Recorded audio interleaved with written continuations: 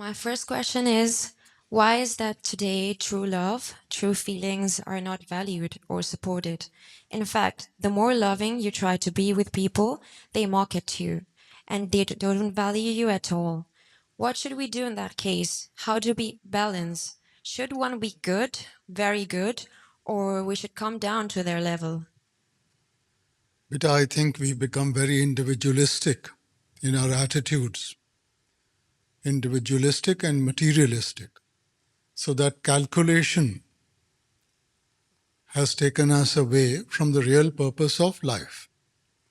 But love has a lot of power. No matter how materialistic the other person is, if you reciprocate with love, like they say, love can move mountains. You see, so we are only seeing what they are doing. We are forgetting what we have to do.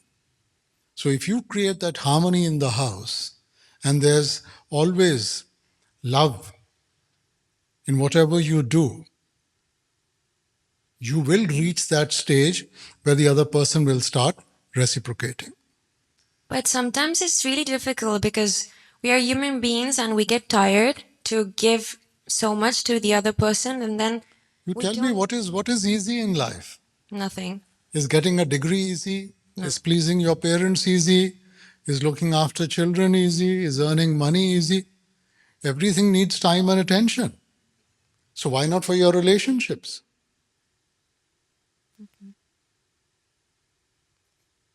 And also, my second question is what's your message to the youngsters today who seem to be totally lost, confused, and stressed out? How to balance oneself in today's tough, competitive environment that you see all around? There is so much cruelty, atrocity. So, what would you be like? What would you suggest us? Like, Because of the media today, we are more aware of that. It was always there. Famine, disease, killing, wars. It has been there always. So it's not that problems haven't been there. The question is, how do you solve your problems? Today's generation is in a hurry. You need to space yourself out. And if you can space yourself out, there is always something to look forward to, and there's always something to achieve. But if I get everything just now, then you turn towards drugs, liquor, and all that. So if you learn to space yourself out, life will be more positive and more productive. okay, thank you. I love you. What I want to say is that from quite some time, I'm going through a stage where nothing gives me joy, no food, no clothes, nothing. And I have this immense sadness within me, and I have no reason to be sad. So I really don't know what I'm going through. Sister, these are attitudes we create. Mind is very impressionable. So all the impressions which the mind has collected, it puts you in different perspectives. So these are phases in life we go through. Sometimes everything is very enjoyable and sometimes you don't like anything in life. So these are phases. What we need to do is we need to be objective enough in our life, keep that objective in front of you and work towards that. Everything else doesn't matter. Food we eat to sustain the body. But today we've the senses have taken over and we look towards the taste. So everything, there should be a purpose. There should be some objectivity to what you do. Life should take you to a logical conclusion. But we've given in into the senses. And the senses, they, when they sort of predominate, they take us towards these different desires. So be objective and work towards that. हाँ राधा स्वामी बाबा जी। हाँ बाबा जी, मैं पहली बारी आया ਇੱਥੇ। तो मेरा question बाबा जी ये है कि मैं मॉर्निंग टाइम 'ਚ ਡੇਲੀ ਜਪਜੀ ਸਾਹਿਬ ਦਾ ਪਾਠ ਕਰਦਾ ਹਾਂ। ਮੈਂ ਆਪਣੀ ਪੂਰੀ ਲਗਨ ਨਾਲ ਕਰਦਾ ਹਾਂ ਮੇਰੇ ਮਨੋਂ, ਪਰ ਜਦੋਂ ਮੈਂ ਪਾਠ ਕਰਨ ਲੱਗਦਾ ਹਾਂ, ਪਰ ਮੇਰੇ ਦਿਮਾਗ 'ਚ ਮੈਂ ਪਾਠ ਕਰ ਰਿਹਾ ਹੁੰਦਾ, ਪਰ ਹੋਰ ਹੀ ਸਵਾਲ ਜਵਾਬ ਆਉਂਦੇ ਰਹਿਣਗੇ ਜਾਂ ਹੋਰ ਹੀ ਕੋਈ ਖਿਆਲ ਆਉਂਦੇ ਰਹਿਣਗੇ, ਵੀ ਪੂਰਾ ਫੋਕਸ ਨਹੀਂ ਲੱਗ ਪਾਉਂਦਾ ਹੈਗਾ। ਇਹਦਾ ਕੀ ਕਾਰਨ ਹੋ ਸਕਦਾ ਹੈ ਕਿ ਆਪਾਂ ਪੂਰਾ ਧਿਆਨ ਲਾ ਕੇ ਹੋਰ ਲਗਨ ਨਾਲ ਕਰੀਏ? ਬੇਟਾ ਜਪਜੀ ਸਾਹਿਬ ਦਾ ਨਿਚੋੜ ਕੀ ਹੈ? ਆਪਨੇ ਕਿਹਾ ਆਦ ਸੱਚ ਜੁਗਾਦ ਸੱਚ ਹੈ ਵੀ ਸੱਚ, ਨਾਨਕ ਹੋਸੀ ਵੀ ਸੱਚ। ਤਾਂ ਉਹਦਾ ਨਿਚੋੜ ਹੈਗਾ ਜਪ ਵਿੱਚ। ਹੁਣ ਜੋ ਵੀ ਆਪਾਂ ਕਰਦੇ ਹਾਂ, ਜਿੰਨਾ ਚਿਰ ਸੋਚ ਸਮਝ ਕੇ ਨਹੀਂ ਕਰਾਂਗੇ, ਜੇ ਮੈਂ ਕਾਰਵਾਈ ਪਾਣੀ ਹੈ ਤਾਂ ਕਾਰਵਾਈ ਨਾਲ ਤਾਂ ਨਹੀਂ ਮੈਨੂੰ ਕੁਝ ਮਿਲਣ ਲੱਗਿਆ ਬੇਟਾ। ਸੋ ਜੋ ਵੀ ਪੜ੍ਹਦੇ ਹੈ ਉਹਨੂੰ ਸਮਝਣ ਦੀ ਕੋਸ਼ਿਸ਼ ਕਰੋ ਕਿ ਉਹਦਾ ਲਕਸ਼ ਕੀ ਹੈ। ਆਪਾਂ ਜੇ ਸਿਰਫ ਜਪਜੀ ਸਾਹਿਬ ਨੂੰ ਸਮਝ ਲਈਏ ਨਾ, ਸਾਰੀ ਜਿਹੜੀ ਬਾਣੀ ਹੈ ਉਹ ਇੱਕ ਐਕਸਪੈਂਸ਼ਨ ਹੈ ਜਪਜੀ ਸਾਹਿਬ ਦੀ। ਜੇ ਜਪਜੀ ਸਾਹਿਬ ਲੈ ਕੇ ਤੁਸੀਂ ਉਹਨੂੰ ਸਮਝ ਲਓ ਨਾ, ਤੁਹਾਨੂੰ ਆਪਣੇ ਆਪ ਪਤਾ ਚੱਲ ਜੂਗਾ ਕਿ ਕੀ ਕਰਨਾ ਹੈ ਔਰ ਕਿਵੇਂ ਆਪਣੀ ਜ਼ਿੰਦਗੀ ਢਾਲਣੀ ਹੈ। ਸੋ ਜੋ ਵੀ ਆਪਾਂ ਪੜ੍ਹਦੇ ਹਾਂ ਸਮਝ ਕੇ ਅਮਲ ਵਿੱਚ ਲਿਆਵਾਂਗੇ ਤਾਂ ਸਾਡਾ ਬੇੜਾ ਪਾਰ ਹੋਊਗਾ। ਜੀ thank you Baba ji. Radha Swami Baba ji, really thankful. बाबा जी संत मत नहीं समझ आता, मुझे सिर्फ ये पता है मेरे सामने मेरा पिता बैठा है and I am following that. But there's nothing to understand. Basically what happens is that we come from different backgrounds and we've been brought up with certain perspectives. So to help you to relate to that, all these books are written so that there's no contradiction in your mind that I'm going against my faith. But at the ending of the day, it's a very simple thing. There is only one Lord, and the only way to meet him is through love. Now, how difficult can that be? Now, we complicate our lives with all this. I will read so many books and it just complicates me further rather than making it simple. Now, if I know that there is one Lord and I just need to be grateful to him and take out some time during my entire day to show my gratitude because he's given me everything. In life, aren't we grateful to our parents? So similarly, we need to be grateful to him. That's all you need to do. That's why I still love my father and I want to love more, more and more. Yeah, so let's not restrict that love, let's expand on that love. And if you expand on that love, you will automatically love the Lord through his creation.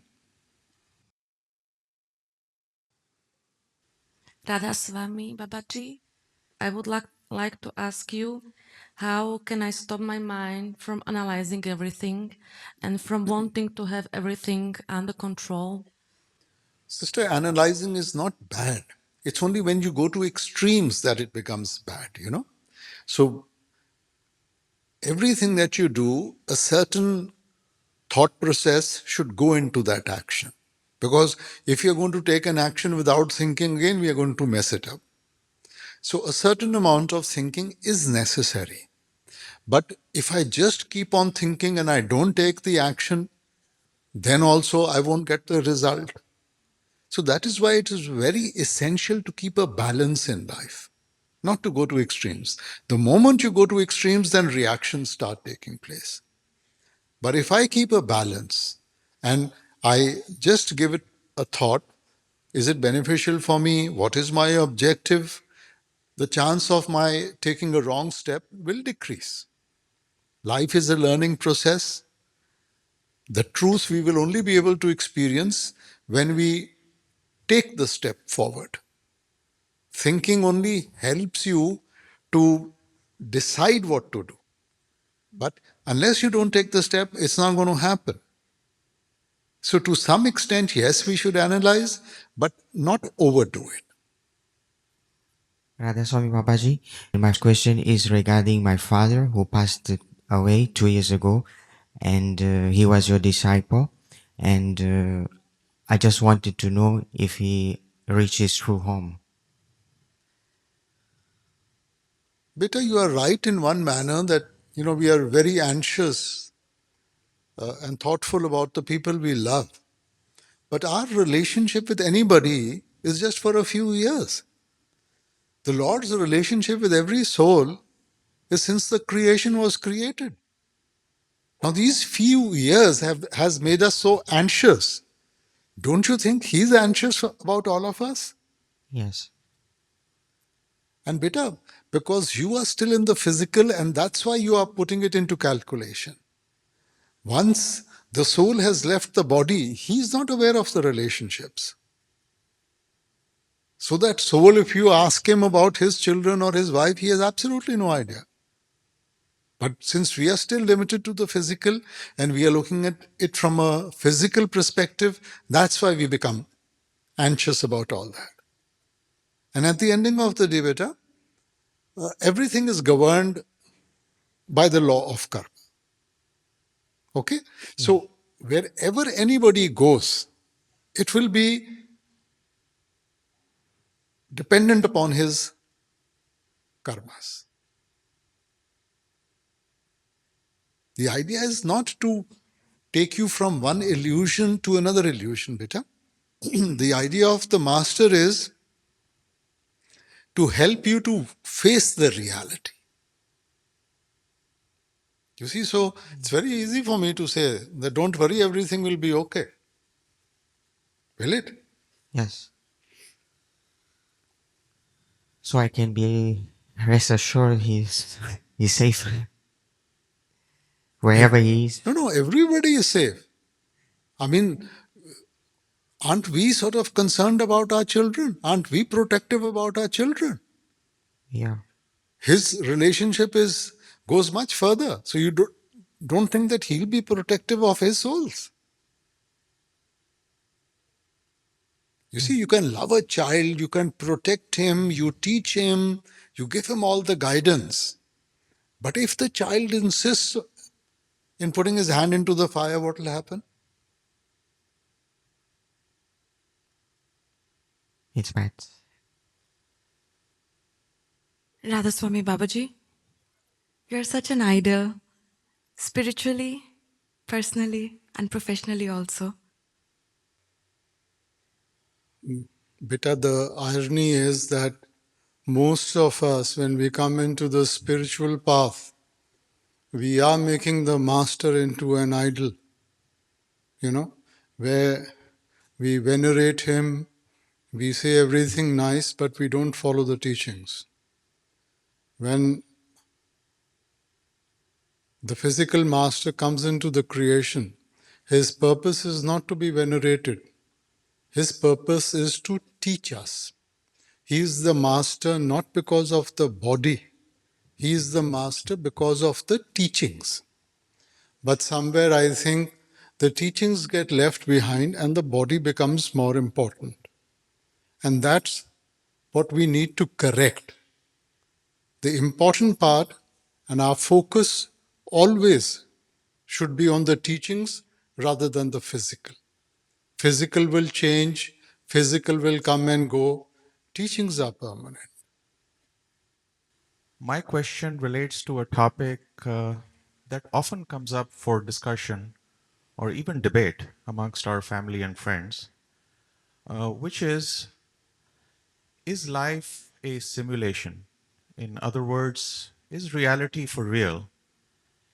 And while we all understand that our life has a higher purpose than just our physical self, it often becomes very challenging to explain and evangelize this concept, especially with younger children.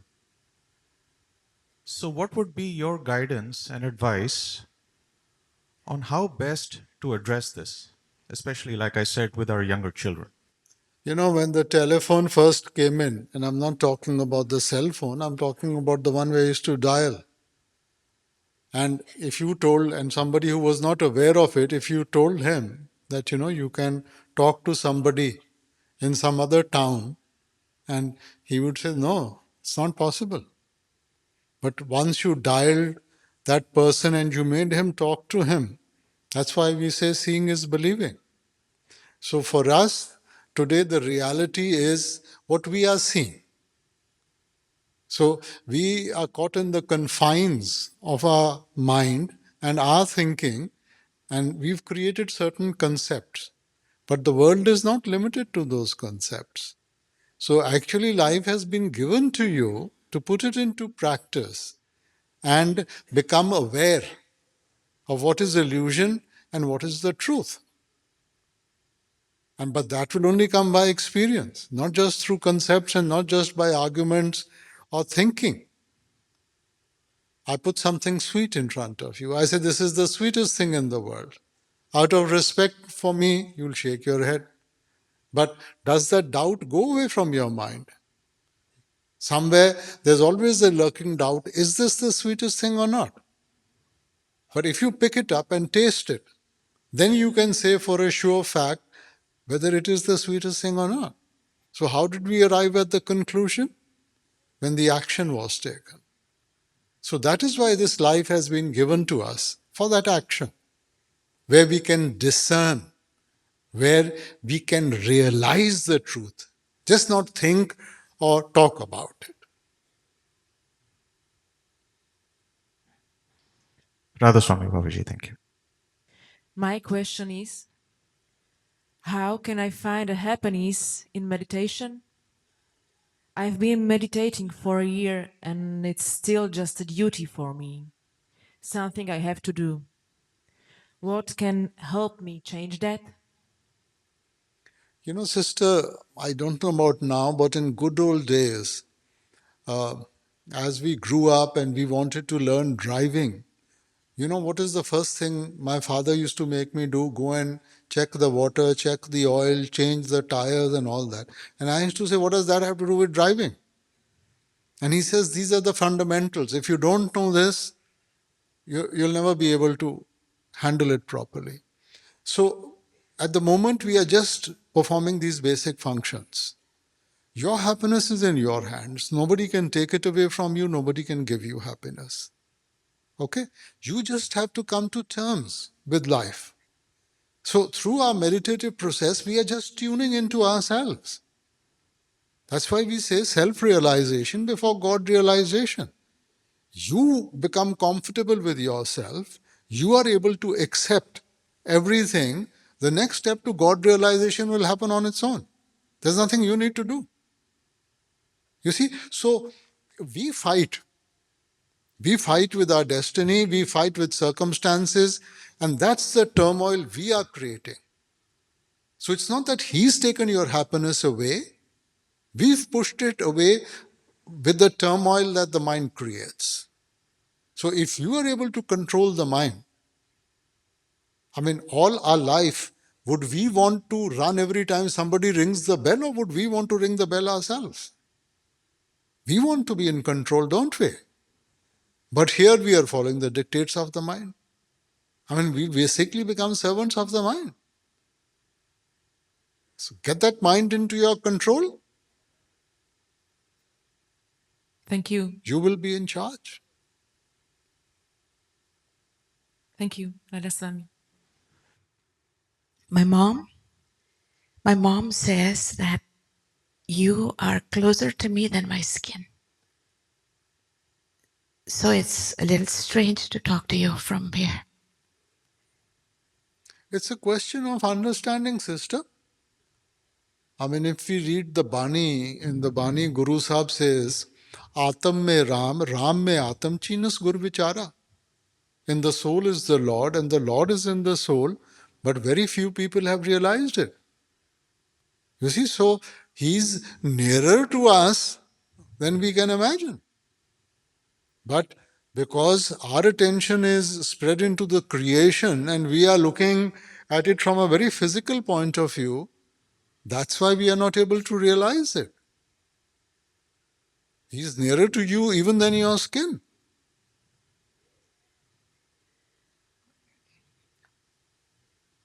Radha Swami Babaji. Babaji, my question is about mind.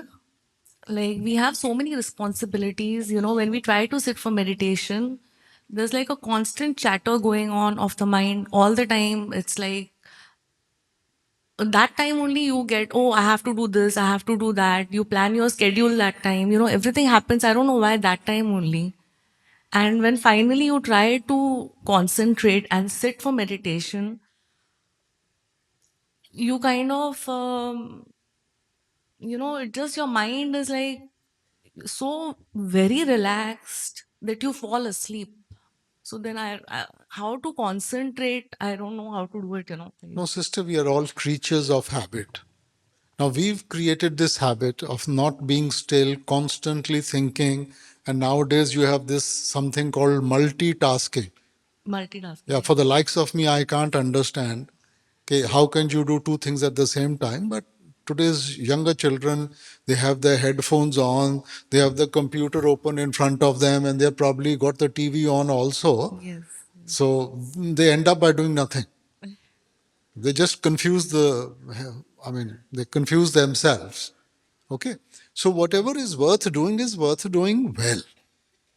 So we have to create a new habit where the mind is focusing on one aspect and becoming good at that. That is what the meditation is for. Okay. So when you want to sort of focus on something, pay really good attention. Suppose the child has to study. If there's loud music playing, he will get distracted. His eyes are constantly wandering, he will get distracted. He has to constantly answer somebody's question.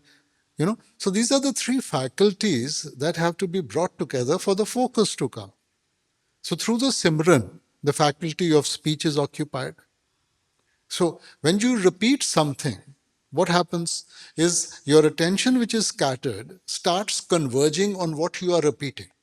Let's say you're repeating the name of your father. So your attention, which is spread out, is converging on that word that you are repeating. Now that word has a special association, which is your father.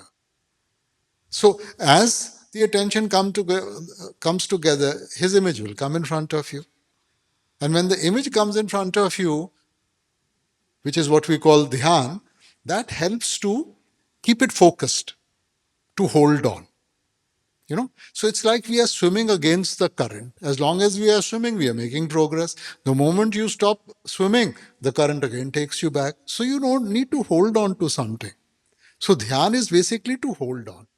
And then the actual spiritual journey starts, where the sound gives you a sense of direction, and the light is symbolic of knowing. In darkness, you can't see. You falter, you fall. In light, you can see. Yeah. You see? So the light and the sound then helps you to make your way forward. So your actual spiritual journey starts from there. And the mind, because its constant satisfaction it is needed, you see, so until it gets something better than what it is used to, it's not going to give up all these thoughts. But once it starts tasting of the divine bliss within, so once it gets associated with the sweetness of the divine melody within, then all these things will become irrelevant. So we have to approach it in a positive manner. Most of us, we come to the spiritual path, don't do this, don't do this, don't do this. That's a very negative approach. Positively, see what you need to do it, and as the attention starts focusing, automatically these things will become irrelevant in your life.